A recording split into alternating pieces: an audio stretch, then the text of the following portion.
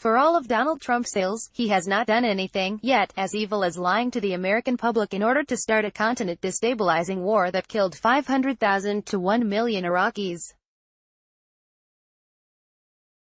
George W. Bush is a monster who jump-started the NSA's internet spying apparatus, launched America into a perpetual state of war across the globe, allowed the torture of innocent people, and created immigration and customs enforcement. After his 8 years in office, the economy plunged into the greatest financial crisis since the Great Depression. He deserves to be banished from civil society. Instead, Bush is apparently seen as a tame, moderate pal who can tag along with Florida Gov. Rick Scott to raise money for Scott's Senate campaign. As Politico Florida first reported earlier this week, Bush will appear with Scott at campaign events in Tampa and Palm Beach this Friday.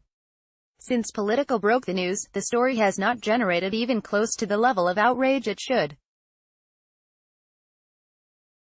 Late yesterday, Politico's national team reported that Bush will stump for a few other House and Senate Republicans this election cycle in his first round of political endorsements, not counting his brother Jeb, since he retired from political life in 2011.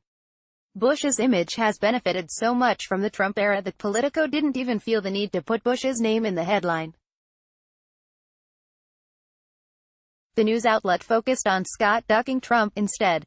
An endorsement from the architect of a war that killed possibly 1 million people was considered an afterthought. Scott is trying to fundraise with Bush because the governor no longer seems willing to put his face next to Trump's. Scott previously chaired a pro-Trump political action committee and spent a ton of time publicly defending the president, but not so anymore.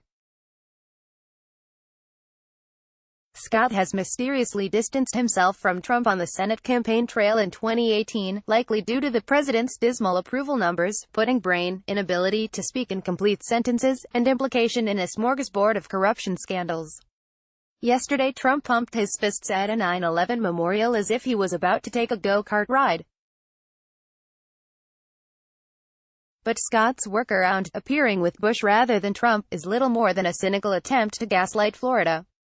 In his 8 years in D.C., Bush unquestionably unleashed more death, destruction, and hate than Trump has so far.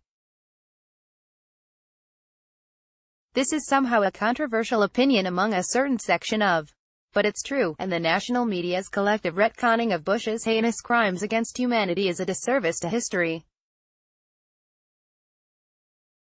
Bush is now emerging from his self-imposed exile in 2018 because he knows that a large section of the public will let him get away with it. CNN in January reported that, post-Trump, more than 61% of Americans now view Bush favorably, compared to the dreadful 31.9% he earned when leaving office.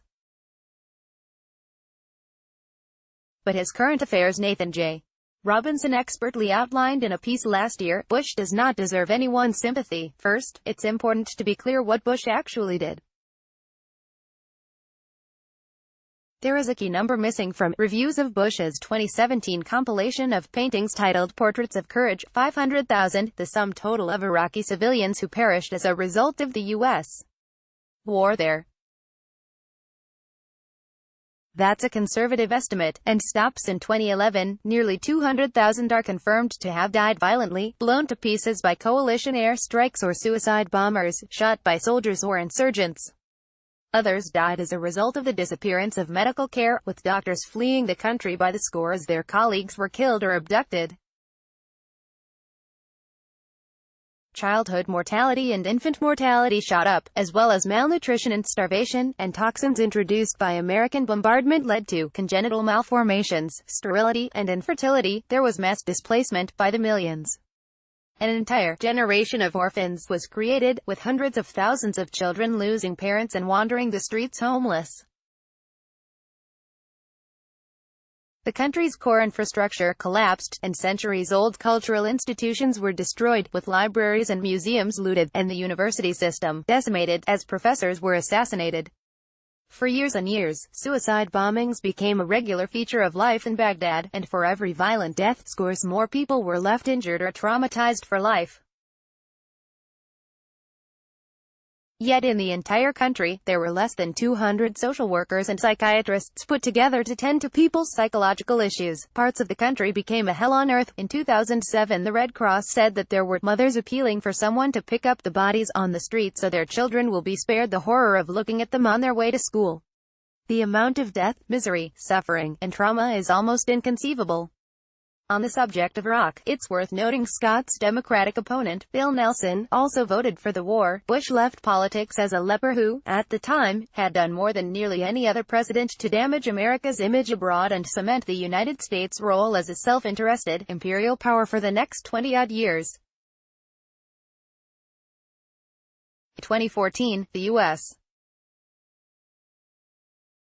government outlined how the CIA, under Bush, used barbaric torture techniques on detainees that led prisoners to suffer hallucinations, paranoia, insomnia, and attempts at self-harm and self-mutilation. Waterboarding prisoners, including people accused of no crimes, such as Abu Zubaydah, escalated into near drownings. The CIA blended solid food and pumped it into the rectums of at least 5 detainees.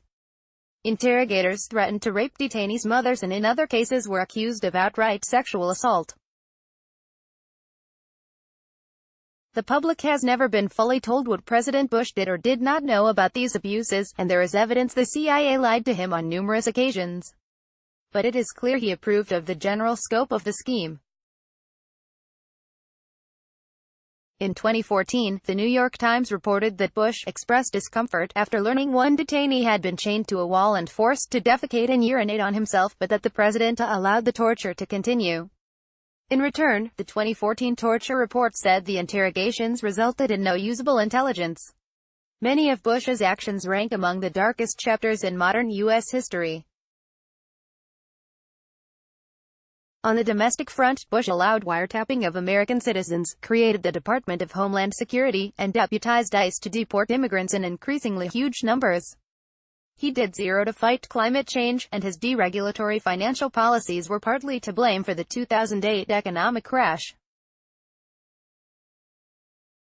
Trump may be a corrupt monster with the morals of a rat, but in many ways, Bush created the playbook Trump is now exploiting. Bush was, indeed, that bad.